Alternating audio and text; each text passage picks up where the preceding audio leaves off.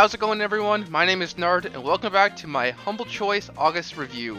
Now, you've probably noticed my lack of uploads recently, and sadly I really haven't had time to make any videos recently. Unfortunately, that trend continues into this month's Humble Choice, as at the time of recording this, I haven't had the chance to play even one of the Humble Choice games this month, and this is a couple days after the Humble Choice dropped. For these reasons, for my August Choice video this month, I'll be doing an overview of the bundle, rather than a real review of all games. I was pretty close to just skipping this month's video entirely, but I felt that this would still be helpful for you guys, even if I haven't gotten to play any of the games yet. Congrats to Joms for winning Deep Rock Galactic last month. Now let's get to the video. So first up here, we have the Ascent as a headliner game this month. Now this is a solo action shooter RPG based in a cyberpunk world with top-down RPG shooter elements. So pretty much, as you can see by the trailer showing here, you control your character and it's like a top-down view, kind of like Halo Wars if you've ever played that. And you're making your way through each level in the cyberpunk world, and a very cool part about this game is that it's actually co-op. So you can play with your friends. I always really like games that you can play by yourself and with a friend. Kind of adds a layer of gameplay. So yeah, this one looks really fun. I'm very excited to try it. I haven't heard of this game before the Humble Choice, but if you've been anticipating this one, definitely give it a buy. Next up here, we have the game that definitely caught my eye the most out of all the games this month, but Hot Wheels Unleashed. I believe this is actually the most recent Hot Wheels game in the franchise. It's currently priced at full price right now at $50. So it's one of those games that, like, if you even kind of wanted it, getting in the Humble Choice is a great deal because you're paying $12 for that and 7 other games. But pretty much it's just a Hot Wheels game where you collect vehicles, can customize your vehicle, go on different tracks. There's a track builder mode. Usually those modes aren't really too much fun in games, but it looks decent in this Hot Wheels one. The graphics look really good. This one isn't actually co-op, but it is online multiplayer, so you can play online with your friends.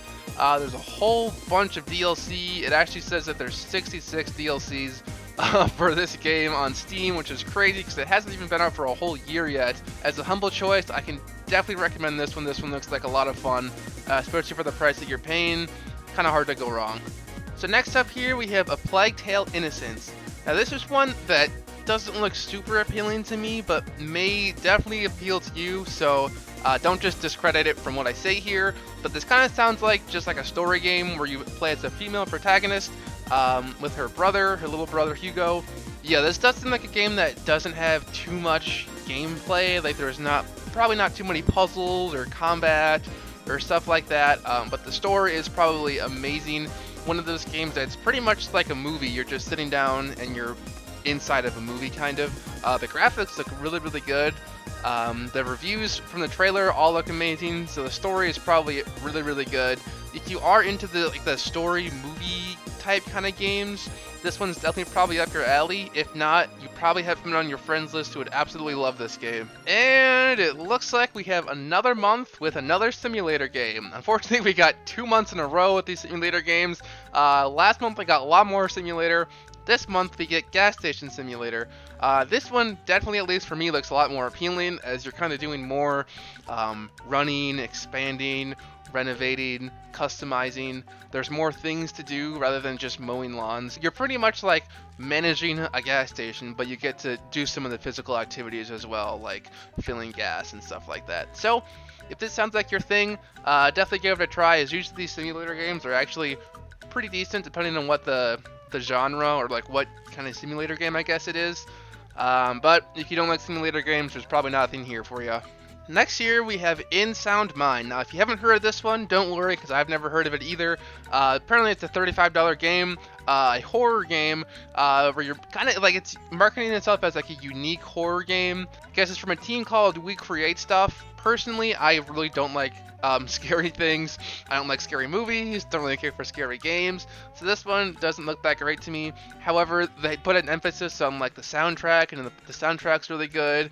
Apparently the puzzles are really like mind-bending and trippy and really weird. If you like horror games and puzzle games, this seems like a really great genre, really great mix of the two, especially since the soundtrack apparently is really good as well.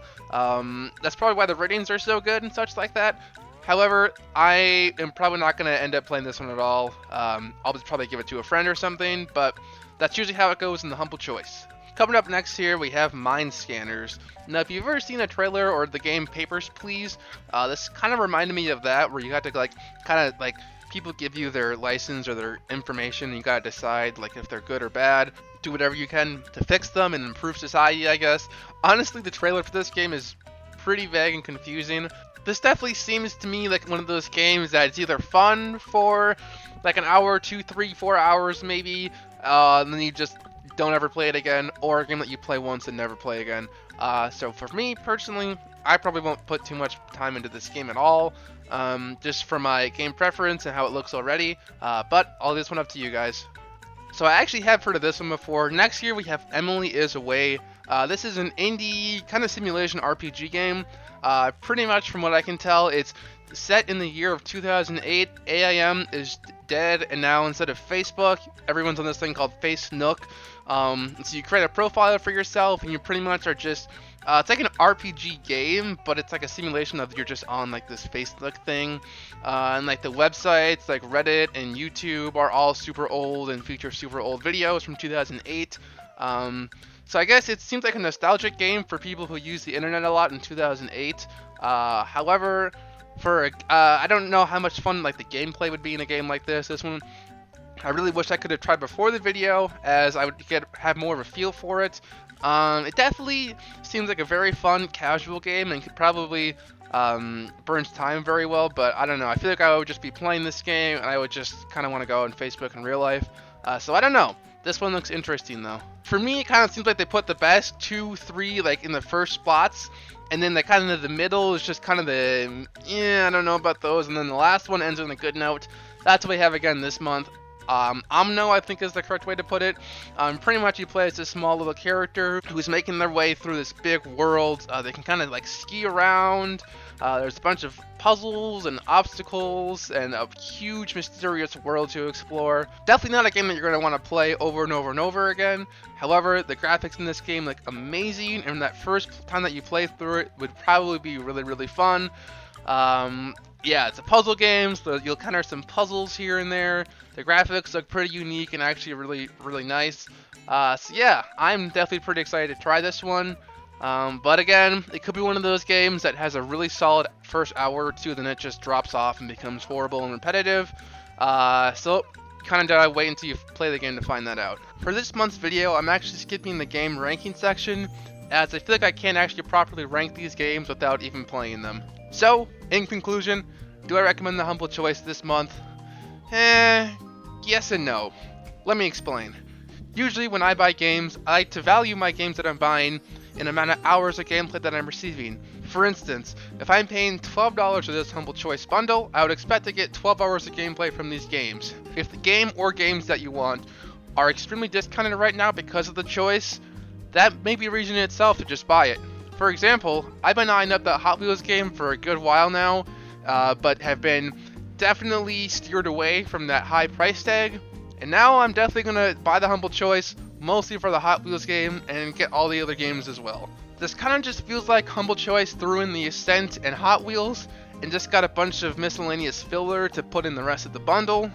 And as such, with a month like this, it's hard to wholeheartedly recommend, as even though I like Hot Wheels, if I didn't like Hot Wheels, there would be no reason for me to buy the bundle this month, really.